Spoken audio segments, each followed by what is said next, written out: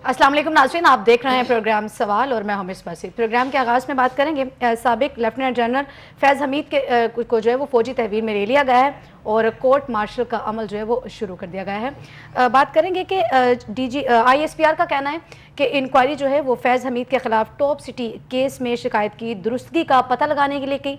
मज़ीद उन्होंने कहा कि उनके खिलाफ जो है वो रिटायरमेंट के बाद पाकिस्तान आर्मी एक्ट की खिलाफ वर्जियाँ साबित हो चुकी हैं। इस पर बात करेंगे। दूसरी जानिब जो है वो सुप्रीम कोर्ट ने लाहौर हाई कोर्ट का फैसला जो है वो कलअदम करार दे दिया है। नून लीग के 3 अरकान कौमी असम्बली की जो रुकनीत है वो बहाल कर दी गई है। चूँकि एक जानिब हम देख रहे हैं कि नून लीग के जो 3 अरकान कौमी असम्बली हैं उनकी रुकनीत बहाल की गई है, तो दूसरी जानिब सुप्रीम कोर्ट ने जो फैसला दिया था मखसूस नशिस्तों के हवाले से PTI के, वो जो है उसको मानने से अभी भी जो है वो गवर्नमेंट आ रही है। एक जानिब रुकनीत बहाल की गई है, दूसरी जानिब नशिस्तें बहाल की गई हैं, लेकिन उस पर जो है वो अमल दरामद नहीं किया गया। इस पर भी बात करेंगे। ये तमाम तर मौज़ूआत हमारी आज की डिबेट का हिस्सा होंगे और इन पर मुदल्लिल गुफ्तगू करने के लिए मेरे साथ स्टूडियो में मौजूद हैं एहसन ज़िया साहिब, सीनियर एनालिस्ट हैं, कौमी और बैनुल अक़वामी अमूर पर गहरी नज़र रखते हैं। फर्स्ट ऑफ ऑल अस्सलाम वालेकुम एहसन ज़िया साहब, एक बड़ी अहम डेवलपमेंट हुई है साबिक लेफ्टिनेंट जनरल फैज़ हमीद के हवाले से। उन्हें फ़ौजी तहवील में भी ले लिया गया और अब जो है वो कोर्ट मार्शल का अमल शुरू कर दिया गया। कैसे देखते हैं सारी सूरत हाल को? मैं तो इसी तरह देखता हूँ कि जो फैज़ के तलाशी थे वो आने वाले दिनों में फैज़ को तलाश करते फिरेंगे। सही। अब फैज़ मिलते हैं नहीं मिलते, या फैज़ मिलता है या नहीं मिलता, ये तो आने वाला वक्त बताएगा।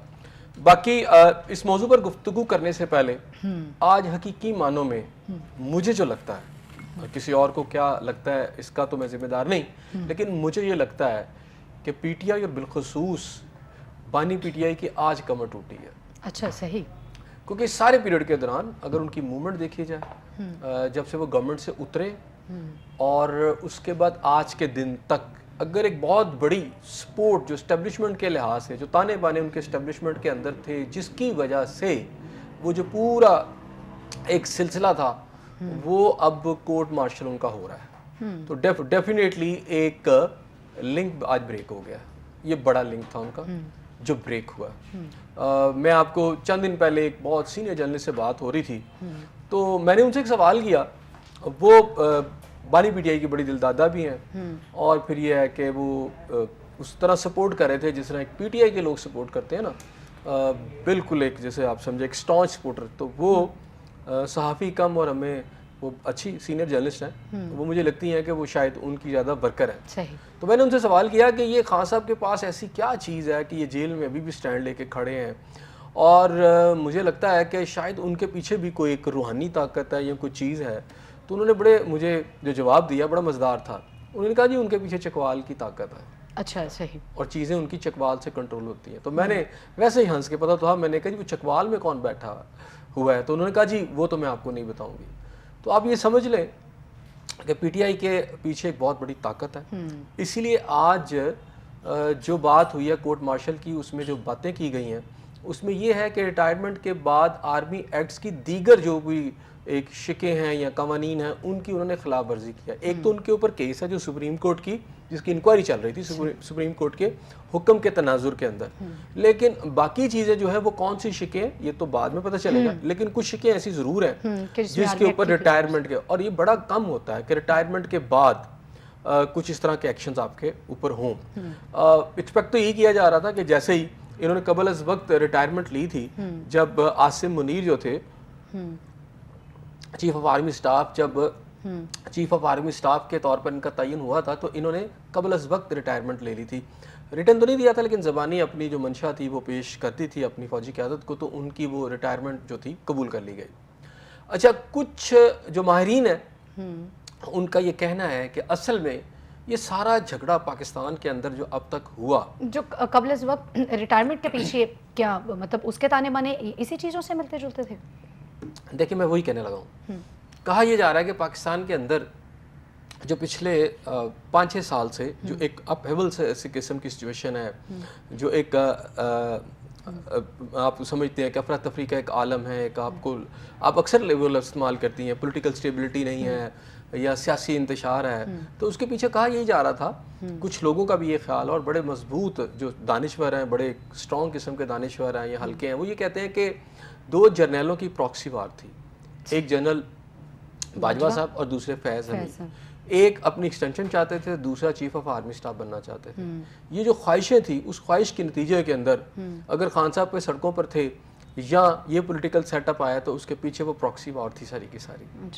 اچھا, اب اس پراکسی وار کے اندر جہاں پولیٹیکل جو آپ کی قوتیں انہوں نے بہت ساری لمٹس کراس کی, بہت سارے ایک ایسے سٹیپ اٹھائے جو پاکستان کے حق میں نہیں تھے, پاکستان کی ریاست کے لیے مناسب نہیں تھے, تو وہاں خود ان دونوں شخصیات نے بھی ایسے سٹیپس اٹھائے جس کے اوپر یہ حرف تنقید کا نشانہ بنے. اور آپ یہ دیکھیں کہ باجوہ صاحب کے اوپر اگر آپ بانی پی ٹی آئی جو ہیں تنقید کرتے نہیں تھکتے, یا پی ٹی آئی کے لوگ ان پہ تنقید کرتے نہیں تھکتے, تو فیض حمید کی وہ کنٹروورشل شخصیت تھی جس کے پیچھے جو دیگر جماعتیں جو اس وقت گورنمنٹ کی جماعتیں آپ انہیں کہیں گے, وہ بھی ان کے جو بھی ایکشن تھے اس کو وہ بڑا ڈسکس کرتی تھی. اب وہ آپ کا 17 کا جو دھرنا تھا, 2017 کا جو دھرنا تھا, اس وہاں سے اگر آپ سٹارٹ لے لیں تو آپ کو سمجھ آنا شروع ہو جائے گی کہ یہ سارا کیا تھا. سب کچھ سب اس کے پیچھے کیا وجوہات ہوتی ہیں کہ جو ہیڈ آف ڈپارٹ ہوتے ہیں یا جو اداروں کے سربراہ ہوتے ہیں, ان کی جو ہے وہ ایفیلیشن ظاہر کی جاتی ہے کسی سیاسی جماعت کے ساتھ. چونکہ ابھی اگر بات کر لیں تو فیض حمید کے متعلق یہی تھا کہ یہ پی ٹی آئی کے لیے کوئی سافٹ کارنر ہے, اور باجوہ صاحب کے ریلیٹڈ یہ تھا کہ P T I anti P T I ہیں یا اس طرح. ایسا کیوں ہوتا ہے کہ جو چونکہ یہ تو بات آ گئی آرمی کی, تو جو مطلب اسٹیبلشمنٹ ہے اگر اس کا کردار سیاست میں نہیں ہے تو پھر ہر اس جماعت کے ساتھ کیوں ریلیٹ کیا جاتا ہے انہی کو جو اداروں کے سربراہ ہوتی ہیں, جو کہ ایک بڑا معتبر جو ہے وہ شخصیت ہے, اتنی اچھی شخصیت یا بہتر شخصیت کو آپ ریلیٹ کر رہے ہوتے ہیں سیاسی جماعتوں کے ساتھ. دیکھیں آج کا جو واقعہ ہے وہ یہ بتاتا ہے کہ یہ جو شخصیات ہوتی ہیں, جو بڑے اداروں کے اوپر بڑی شخصیات ہوتی ہیں, انہیں واقعی اپنے جو ایکشنز ہیں, اپنا کول آف فیل ہے, اور جو بھی ان کا طرز عمل ہے اس کو اس طرح کا رکھنا چاہیے کہ جب وہ ریٹائرڈ ہو تو اس کے بعد ان کے اوپر کوئی انگلی نہ اٹھائی جا سکے. لیکن بدقسمتی سے پاکستان کے اندر ایسا ہے, جہاں بہت سارے ایسے آپ کو سینئر آفیسرز ملیں گے جنہوں نے بڑی صاف ستھری نوکری کی اور ملک کی خدمت کی اور پھر چلے گئے. دیکھ لیں ان کے اوپر بات نہیں ہوتی, ایک لمبی لسٹ ہے لوگ اس کے اوپر ایسی بات کرتے, آخر انہی کے اوپر کیوں؟ تو پیچھے بہت ساری وجوہات ہیں, ان کے ایکشنز, ان کا طرز عمل جو وہ کرتے ہیں جس کی وجہ سے وہ کنٹروورشل بنتے ہیں, تو یہ بھی ایک رزلٹ نکلتا ہے. اچھا, یہ پاکستان میں نہیں ہے, بنگلہ دیش میں کیا ہوا ہے, وہاں پہ ان کی جو انٹیلیجنس چیف ہے, آپ کو پتہ نا, ان کو ایک تو معزول کیا گیا, پھر اگر وہ ملک سے فرار ہونے لگے تو انہیں گرفتار کیا گیا, اور کہا گیا کہ جو اس کے اندر حسینہ واجد کے ساتھ ان کی بہت زیادہ افیلیشن تھی, اور جو مخالفین کے اوپر یا اسٹوڈنٹس کے اوپر جو بھی ظلم و ستم ہوا, اس کے اندر وہ مین اسے برین چائلڈ کہہ لیں یا مین ایک انسٹرومنٹ تھے, تو اس لیے ان کے اوپر وہ ساری باتیں ہوئیں. تو یہ پاکستان کے اندر بھی ایسے ہی ہے کہ جب جو ایسی شخصیات ہوتی ہیں, جب ان کا خواہش جو ہوتی ہے اقتدار میں آنے کی, اختیار میں آنے کی, یا اپنے اقتدار کو دوام بخشنے کی, تو یہ وہ جو خواہشات ہوتی ہیں وہ پھر ان کے ایکٹس کا یا ان کے جو طرز عمل ہوتی ہے وہ اس کو پھر غلط لائنز پہ بھی لے جاتی ہے. یہی کچھ ہمیں فیض حمید صاحب کے کیس میں نظر آتا ہے.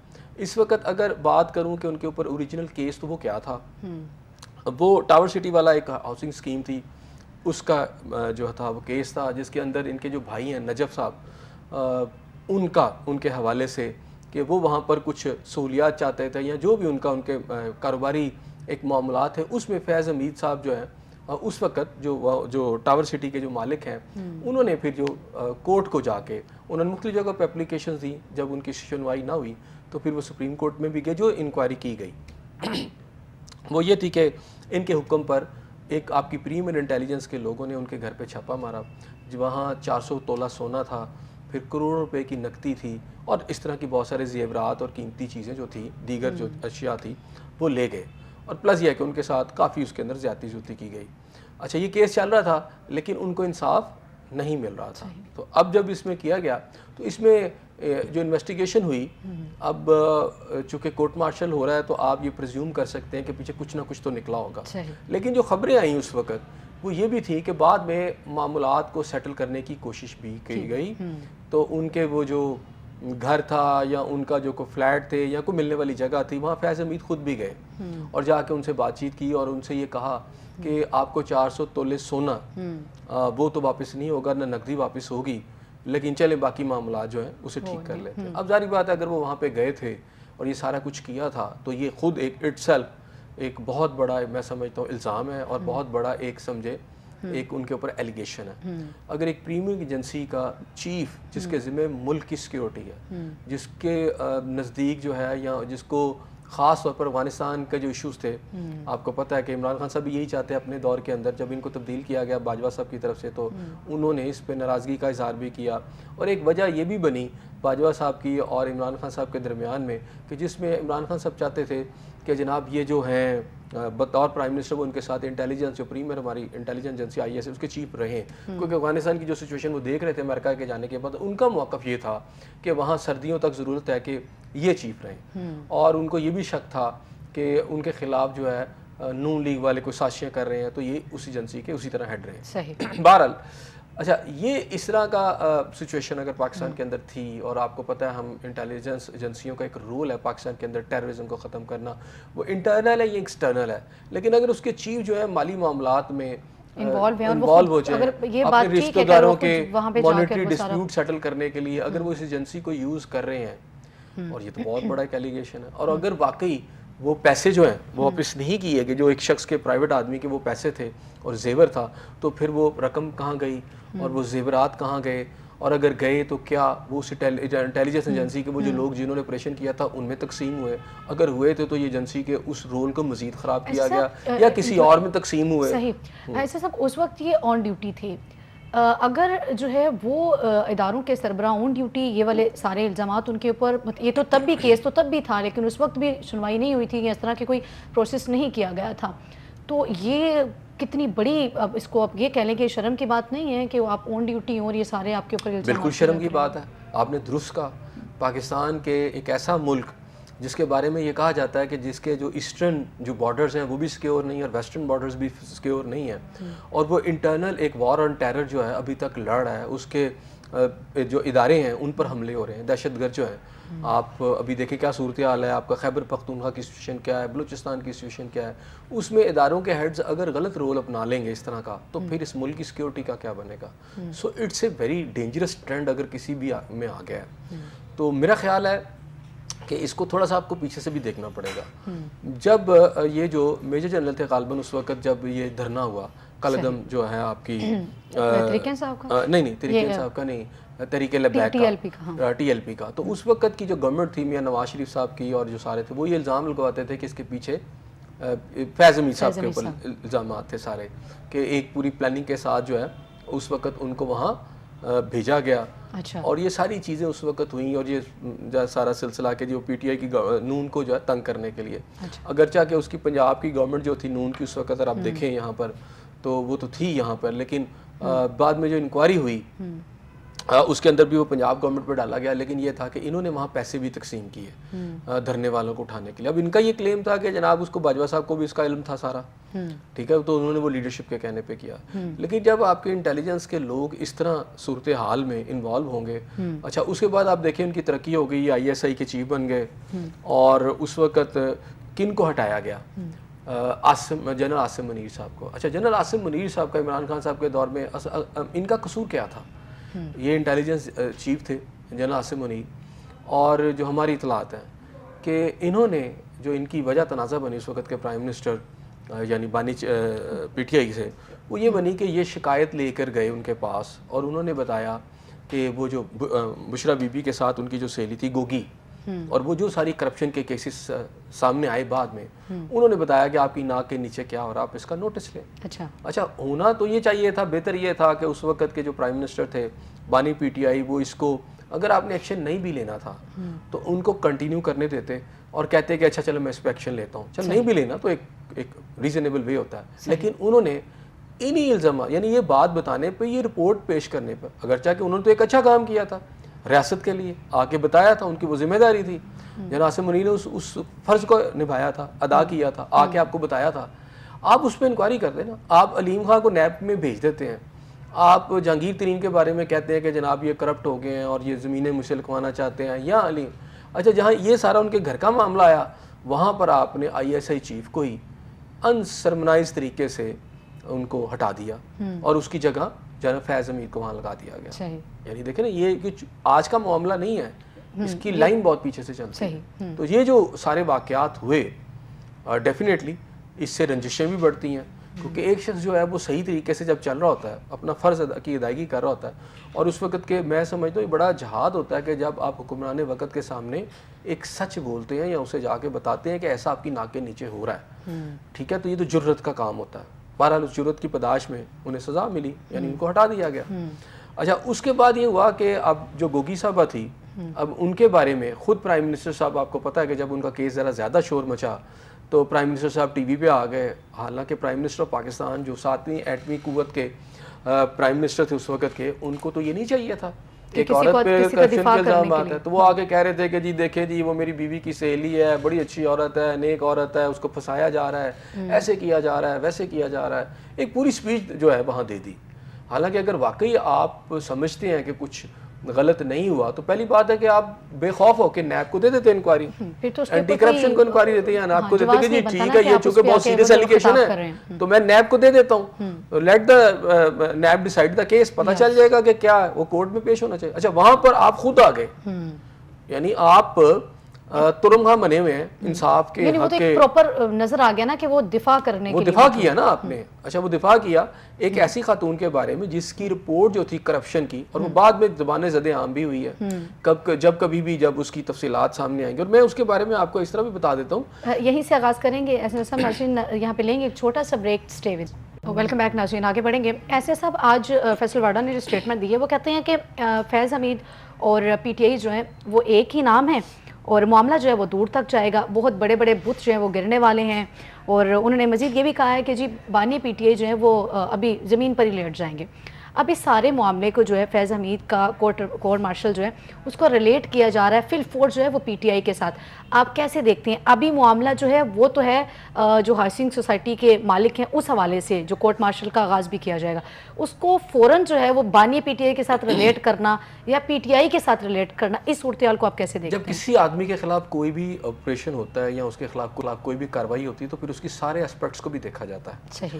اچھا, دوسری بات یہ ہے کہ میں نے پھر آپ سے شروع میں کہا تھا کہ سمپلی وہ کیس نہیں ہے, بلکہ یہ کہا گیا ہے کورٹ مارشل کے اندر جو بھی ہمیں اطلاعات ہیں وہ یہ ہے کہ انہوں نے آرمی ایکٹ کی مختلف شکوں کی خلاف ورزی کی ہے ریٹائرمنٹ کے بعد. عام طور پہ ریٹائرمنٹ ہونے کے بعد تو آپ تصور بھی نہیں کر سکتے نا کہ آپ ریٹائر ہو جائیں اور پھر آپ یہ, اس کا مطلب کوئی سیریس ایلیگیشن ہے, سنگین ایلیگیشن ہے. یہ اٹ سیلف یہ بات ہی بتاتی ہے کہ کوئی چھوٹے ایلیگیشن نہیں ہے جس پہ کورٹ مارشل کیا جا رہا ہے ایک جنرل کا. اس کا مطلب فوج یہ سمجھتی ہے کہ جنرل فیض حمید صاحب کا جو کردار ہے وہ یعنی وہ ٹھیک نہیں ہے. اس کے اندر ایسی چیزیں ضرور ہیں ان کے ایکٹس کے اندر جو انہوں نے کی, اور پھر ریٹائرمنٹ کے بعد بھی ایسی اس میں ان کی کچھ انوالومنٹس ہیں جس سے ریاست پاکستان کو, یا آپ یہ سمجھ لیں کہ دفاع پاکستان کو, یا پھر آپ سمجھ لیں کہ ریاست کے مختلف جو آرگنز ہیں اس میں فوج ہے, کہیں نہ کہیں کچھ نہ کچھ ان کو نقصان ہے. اچھا, اب اس کو تھوڑا سا لیفٹیننٹ جو ہے آپ کے جنرل صاحب کا فیض حمید صاحب, ان کا ذرا تھوڑا سا میں بتا دیتا ہوں کہ یہ کنٹروورشل رہے ہیں. حالانکہ یہ ٹاپ جو ہے آپ کی سلاٹس ہیں آرمی کی اس پہ رہے ہیں, تو پھر بھی اگر ان کا کورٹ مارشل ہو رہا ہے تو یہ سوچنے والی بات ہے. وہ کنٹروورشل شخصیت رہی ہیں. آپ دیکھیں نا کتنی وہاں پہ کچھ چھوٹے عہدے نہیں ہیں. اچھا, یہ موجودہ joint chief of staff committee کا چیئرمین جنرل, اچھا ادھر سے ہٹ جاتے ہیں. اچھا, اس سے قبل وہ جی ایچ کیو میں ایڈجوٹنٹ جنرل کے عہدے پر بھی فائز رہے. جنرل فیض حمید, لیفٹیننٹ جنرل فیض حمید راولپنڈی میں 10 کور کے چیف آف سٹاف, پنو آکل میں جنرل آفیسر کمانڈنگ اور آئی ایس آئی میں D G counter intelligence section کے طور پر بھی فرائض جو ہے سر انجام دے چکے ہیں. 2021 میں لیفٹیننٹ جنرل فیض حمید کی بطور کور کمانڈر پشاور تعیناتی ہوئی. چند ماہ بعد انہیں کور کمانڈر بہاولپور تعینات کر دیا گیا. 2022 میں آئی ایس پی آر کی جانب سے کی جانے والی ایک ٹویٹ میں کہا گیا تھا کہ general headquarters G H Q نے آرمی چیف کی تعیناتی کے لیے سمری وزارت دفاع کو بھیجی تھی جس میں ان کا نام بھی شامل تھا. ٹھیک ہے, یعنی ان کو پھر بعد میں آرمی چیف کے طور پر بھی ان کا نام شامل تھا. اچھا, جب یہ پشاور میں تعینات ہوئے کور کمانڈر تو عام طور پر پشاور کے اندر, چلیں اس سے پہلے میں تھوڑی سی بات بتا دیتا ہوں, ان کا اگر آپ تھوڑا سا کیریئر دیکھیں تو یہ بڑی سپیڈ سے آپ کو نظر آتا ہے. دھرنے سے آگے اگر آپ چلنا شروع کریں اور اس سے پہلے بھی کہ بڑی تیزی سے ترقی حاصل کرتے چلے گئے, بڑے شارٹ ٹائم میں.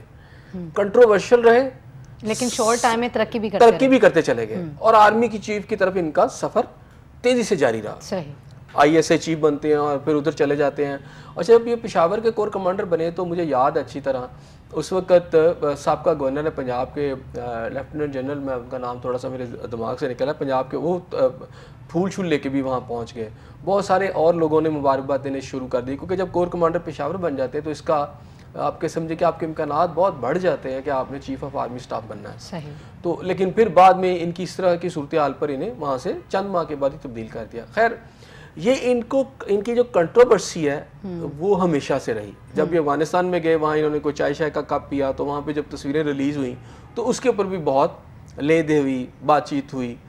تو کہنے کا مقصد یہ ہے کہ اگر تو میں نے آج بھی ایک سینئر آرمی آفیسر سے بات کر رہا تھا, حالانکہ ان کی جو ہے آپ یہ سمجھیں کہ ہمدردیاں PTI کے ساتھ ہیں, لیکن انہوں نے یہ مجھے کہا کہ دیکھیں آپ صاف ستھری نوکری جب کرتے ہیں, کنٹروورشل نہیں بنتے اور پھر پولیٹیکل جماعتوں کے پیچھے نہیں بھاگتے اقتدار کے لیے, تو آپ باعزت طریقے سے ریٹائر بھی ہوتے ہیں اور باعزت طریقے سے بعد کی زندگی بھی گزرتی ہے. لیکن ہمارے یہاں پر فوج کے اندر ایک مائنڈ سیٹ, بڑی عہدے پہ شخصیت ہوتی ہیں ایسے صاحب, وہ اتنی جو ہے وہ کنٹروورشل کا شکار ہوتی ہے. اب دیکھیں نا خان صاحب کے پیچھے یہ ایک بہت بڑی آپ سمجھیں کہ قوت تھی. صحیح. مائنڈ سیٹ کہا جاتا تھا سارا انہی کا.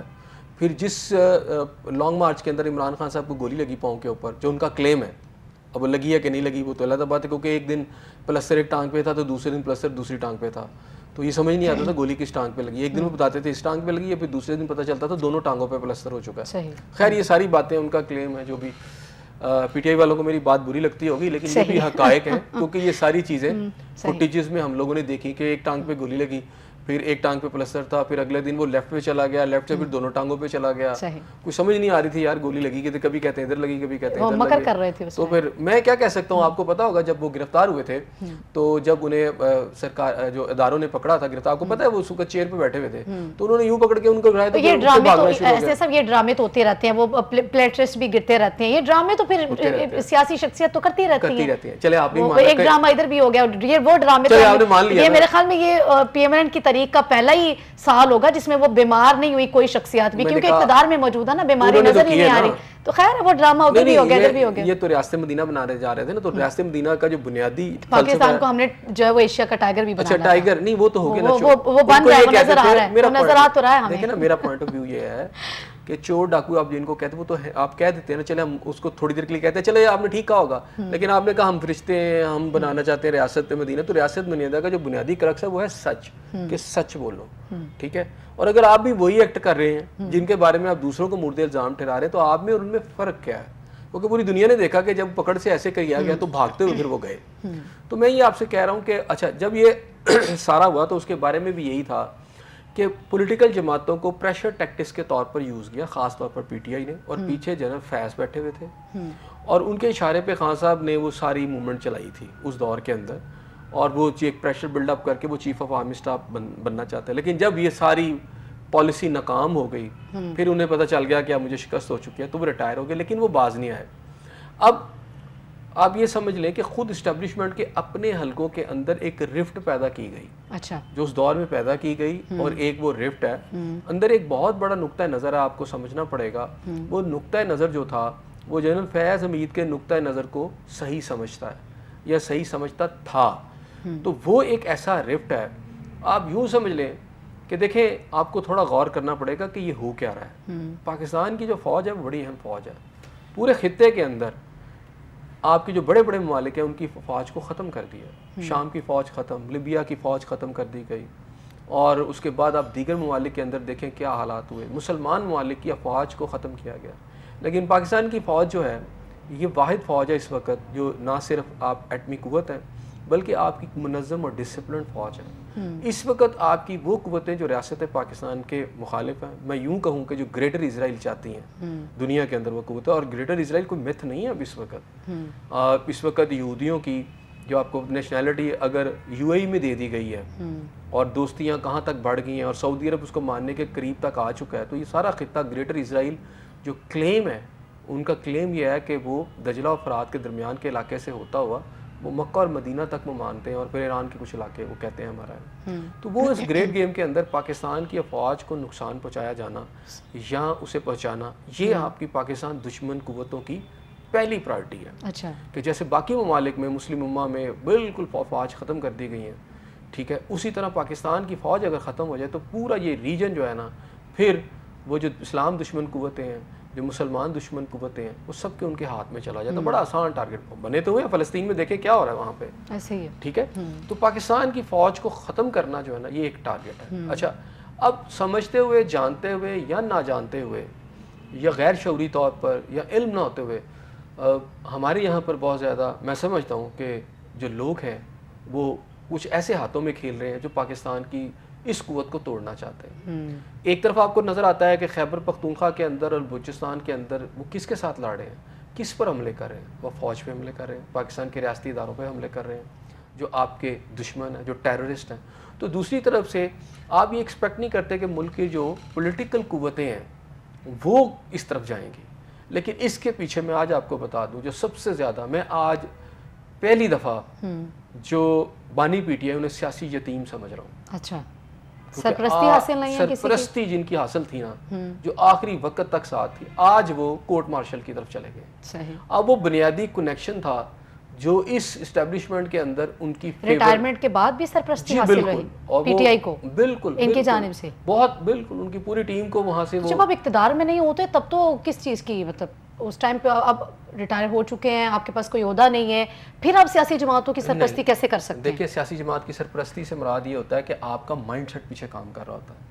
ٹھیک ہے, مائنڈ سیٹ آپ کا ہوتا ہے اور مشورے چل رہے ہوتے ہیں کہ آپ ایسے کر لیں, آپ ایسے کر لیں, آپ ایسے کر لیں, آپ ایسے نہیں تو ایسے کر لیں, اور وہ سنے جاتے ہیں, وہ سنے جاتے ہیں, چاہے آپ ریٹائر بھی ہو جائیں. ہاں بے شک ریٹائر بھی ہو جائے, کیونکہ ایک وہ قوت ہے. اور پھر ایک اتنے بڑے عہدے کے اوپر جب آپ ریٹائر ہوتے ہیں تو پیچھے آپ کے پورے ایک لیگیسی ہوتی ہے اس اسٹیبلشمنٹ کے اندر. جہاں جہاں آپ نے کام کیا ہوتا ہے, آپ کے جونیئر ہوتے ہیں, آپ کے دوست ہوتے ہیں, وہ اس مائنڈ سیٹ کو چلاتے رہتے ہیں. وہ مائنڈ سیٹ جو ہے نا, اصل مسئلہ یہ ہے کہ پاکستان کی اسٹیبلشمنٹ میں وہ والا مائنڈ سیٹ ابھی مکمل طور پہ ختم نہیں ہوا. اچھا, یعنی اگر وہ اپنے اچھا, اس کے اندر یہ جو کنیکشن ہے نا, یہ جو جناب فیض حمید والا, یہ بڑا اسٹرانگ ہے. صحیح. آج جب ان کا کورٹ مارشل ہوگا, ایک چھوٹا سا بریک لیں گے ناظرین, اسٹے ود اس.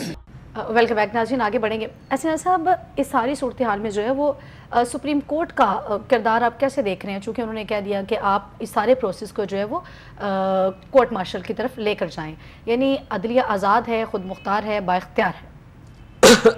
اچھا جی, میں سپریم کورٹ کی طرف جانے سے پہلے نا میں تھوڑا سا یہ بتاؤں گا کہ اس وقت اس ساری صورتحال کے اندر کچھ چیزیں بہت ساری چل رہی تھی, اسی میں عدلیہ کہا جائے گا سارا. صحیح.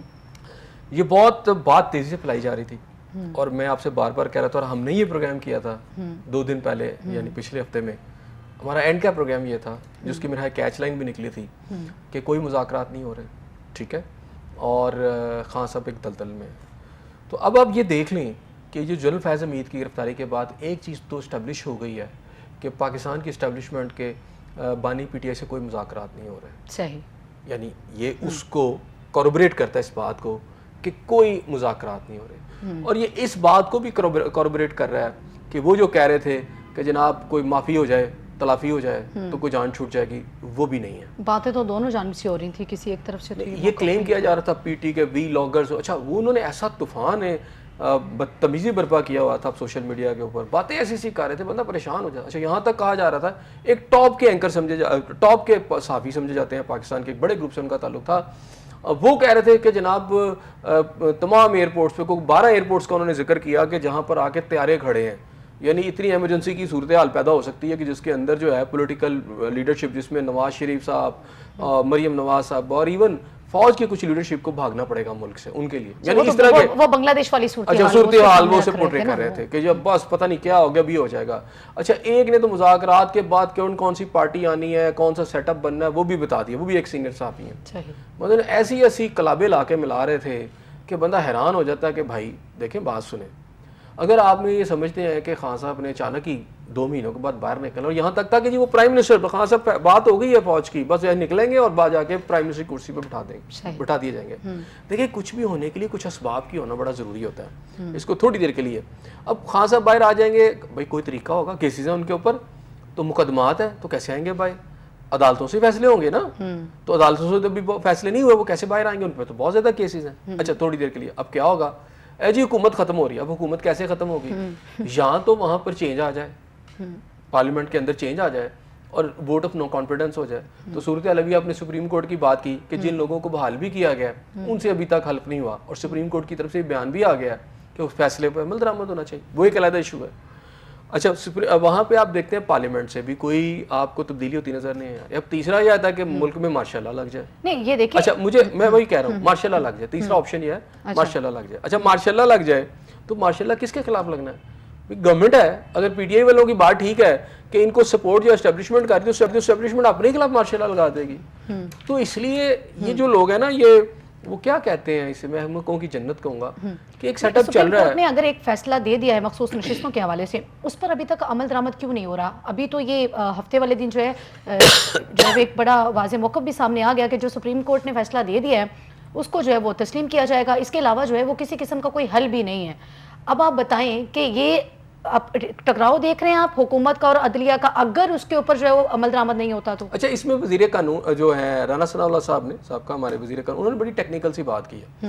انہوں نے کہا کہ کیونکہ اس سے پہلے دو چیزیں ہو چکی ہیں. ایک تو کلیتا فیصلہ جنہوں ہے ان کی طرف سے پوری ڈیٹیل آئی کہ کلیتا فیصلے کے اندر کیا کیا چیزیں تھی جو کہ غلط تھیں.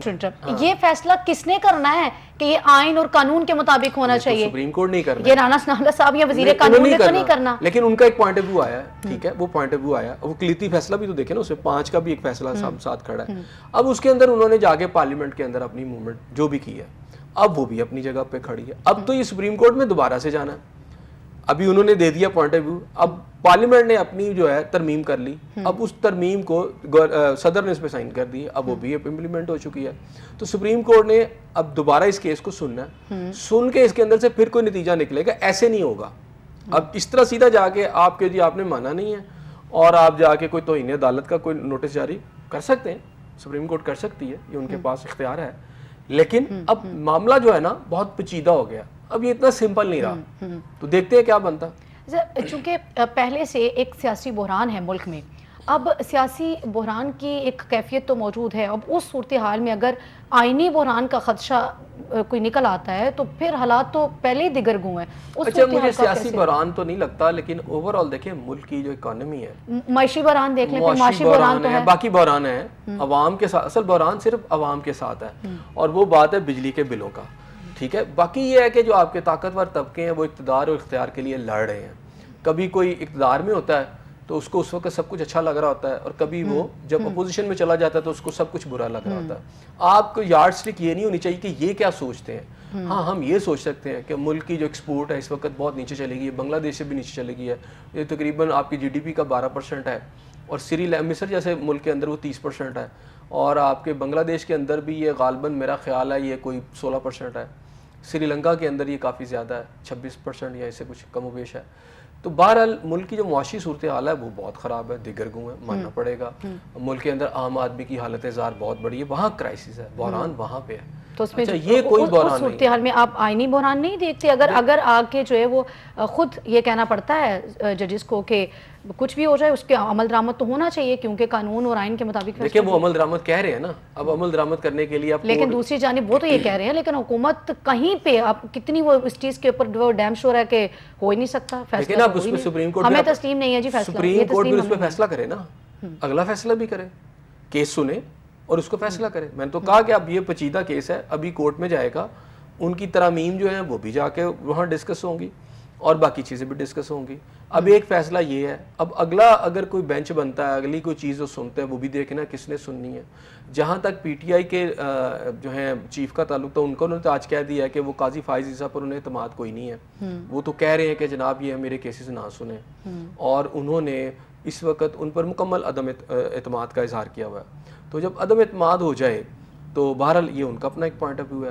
اب سپریم کورٹ نے اس کیس کو سننا ہے ابھی, تو لیٹ سی کہ کیا باہر نکلتا ہے. اپنی چونکہ وقت کی نوعیت کے مطابق اگر گورنمنٹ نے جو ہے وہ پارلیمنٹ سے قانون پاس کروا لیا جس کے اوپر وہ ابھی عمل درآمد کرنے کے لیے بڑے پر تول رہے ہیں, وقت کی نوعیت کو مد نظر رکھتے ہوئے اب سمجھتے ہیں کہ جب ضرورت ہو تو اپنی مرضی کا جو ہے وہ آپ قانون بھی بنا سکتے ہیں, اس کے اوپر عمل درآمد بھی کروا سکتے ہیں. ساری حکومتیں ایسا کرتی ہیں اپنے آپ کو اسٹرینتھن کرنے کے لیے, جو ان کے پاس لیگل ریمیڈیز ہوتی ہیں, کانسٹیٹیوشنل ریمیڈیز ہوتی ہیں, وہ اس کو استعمال میں لاتی ہیں. اب یہ فیصلہ ان کو نظر آتا ہے کہ ان کی پوری گورنمنٹ ختم ہو سکتی ہے, تو وہ اپنی جو لیگل ریمیڈیز ہیں تھرو پارلیمنٹ وہ لے آئے ہیں. یعنی ان کو یہ چیز تو واضح طور پہ نظر آ رہی تھی نا کہ اس فیصلے کے بعد حکومت جب خان صاحب کی گورنمنٹ جانے لگی تھی تو انہوں نے بھی اپنی پوری کوشش کی تھی ہر طرح. اس وقت وقت ان کے جو اسپیکر تھے انہوں نے بھی پورا زور لگایا تھا, سب کچھ کیا تھا, اداروں کو بھی استعمال کرنے کی کوشش کی تھی. یہ ہر گورنمنٹ کرتی ہے. مثلا حسینہ واجد جب بھاگی تھی تو اس نے بھی اپنی آخری ٹائم تک کہا کہ میں ریزائن نہیں کروں گی, اور سب کچھ کہا تھا, لیکن وقت کے ساتھ آپ نے دیکھا کہ کیا ہوا. تو دیکھیں اب آگے دیکھنا ہے کہ وہ ادارے کیا رول پلے کرتے ہیں. اب سب سے زیادہ جو آپ کو نظر آتی ہے, اب گراؤنڈ پہ تو بات کرتے ہیں کہ جی باہر نکلیں گے, لیکن ابھی تک کوئی ایسی مجھے موومنٹ نظر نہیں آ رہی پی ٹی آئی کی طرف سے بھی. اب انہوں نے تو آج اعلان کیا ہے بانی پی ٹی آئی نے کہ اگر ہم خاص طور پر اگر ان کو قاضی فائز عیسیٰ صاحب چیف جسٹس آف پاکستان کہ اگر ان کو ایکسٹینشن دی گئی تو ہم پورے ملک میں پہلی دفعہ احتجاج کریں گے اور پوری روڈوں پہ آ جائیں گے. اب سوال یہ پیدا ہوتا ہے کہ جو کیا ان کے اندر واقعی اتنی صلاحیت ہے کلیم کرنا. ابھی جماعت اسلامی نے کلیم کیا تھا, جماعت اسلامی نے ایک اچھی ایفرٹ کی تھی. جو نئے جب قاضی فائز عیسیٰ صاحب کی تعیناتی ہونی تھی تو آئی تھنک وہ 3 ماہ قبل جو ہے وہ نوٹیفکیشن واضح ہو گیا تھا ان کی تعینات. ابھی آپ کیسے دیکھتے ہیں کہ جو نئے چیف جسٹس آئیں گے ان کے حوالے سے کوئی اس طرح کی؟ ابھی دیکھیں it's too early to comment on that نا. ابھی تو کوئی چیزیں بھی قاضی صاحب کے حوالے سے تو 3 ماہ پہلے تو نوٹیفکیشن, یہ بھی ابھی ان کا کافی ٹائم ہے, اس میں 3 ماہ پہلے کوئی نوٹس آئے گا تو دیکھ لیں گے, آ جائے گا اگر کوئی آتا تو. فی الحال وہ ابھی تھوڑا سا اس میں کافی ٹائم ہے. اگر میں دیکھوں پوائنٹ ٹو پوائنٹ اگر اس وقت جو حالات ہیں تو صورتحال یہ ہے کہ آج اگر جو اصل بڑا تھریٹ ہے ان کی ایکسٹینشن روکنے کے لیے وہ آج بانی پی ٹی آئی نے دیا ہے کہ ہم پورے ملک میں احتجاج کریں گے. ٹھیک ہے, انہوں نے کہا جی میں نے اور تو ایشوز پہ کال نہیں دی لیکن اس پہ میں کال دوں گا اور احتجاج بھی کریں گے. اچھا آپ کی کال آ گئی لیکن کیا کال پہ عمل درآمد ہو جائے گا؟ وہ کال کے اوپر لوگ باہر نکل آئیں گے. اب یہ بھی بڑا ایک اہم سوال ہے. اب جماعت اسلامی نے دھرنے کے دیا انہوں نے اچھی ایفرٹ کی, انہوں نے کچھ لکھوا بھی لیا. ظاہری بات ہے گورنمنٹ اب مان ہی نہیں. میں نے جو آپ کو لفظ کہے تھے بند گلی میں چلے گئے ہیں, تو بند گلی میں چلے گئے تھے, گورنمنٹ نے کچھ نہیں دیا لیکن انہوں نے کاغذ پہ کچھ لکھوا لیا. پھر انہوں نے کہا جی ہم پورے پاکستان میں دیں گے, حکومت مخالف جو ہے موومنٹ چلائیں گے, لیکن چلا اس لیے نہیں سکتے کہ آپ کو گراؤنڈ پہ لوگ چاہیے اس طرح کی موومنٹس کے لیے. اب پی ٹی آئی کی صورتحال یہ ہے کہ پی ٹی آئی اس وقت تو مجھے نظر نہیں آ رہی کہ کوئی بڑی موومنٹ چلانے کی پوزیشن میں. کلیم دعوے بہت ہیں, اور صورتحال یہ ہے کہ خان صاحب نے جانے سے پہلے, جیل میں جانے سے پہلے 2-3 بلکہ متعدد بار انہوں نے قوم سے کہا, اپنے جو وہ کہتے ہیں جی ساری قوم میرے ساتھ ہے, وہ والی قوم, کہ جی سڑکوں پر آ جائیں اور اس دن باہر آ جائیں. تو لوگ نہیں نکلے, اگر نکلے تو اکا دکا. تو اب دیکھنا یہ ہے کہ پی ٹی آئی کے پاس کیا اب وہ اسٹرینتھ رہے گی, اور پھر باہر اس کے جو ہمدرد ہیں خاص طور پہ اسٹیبلشمنٹ کے اندر, کیا یہ جنرل فیض حمید صاحب جو ہیں ان کے کورٹ مارشل کے بعد کیا وہ اس قابل رہیں گے کہ وہ کھل کر یا پس پردہ کوئی سپورٹ کر سکیں؟ یہ آنے والا وقت بتائے. صحیح ہو گیا. بہت شکریہ حسین صاحب کا. ناظرین آپ کا پروگرام دیکھنے کا بے شکریہ. کیونکہ اگر قانون بنا ہے اور اس پر عمل درآمد جو ہے وہ تو ہونا ہی چاہیے. مجھے دیں اجازت, کل پھر ملاقات ہوگی, سیم چینل سیم ٹائم. اللہ نے کے بعد.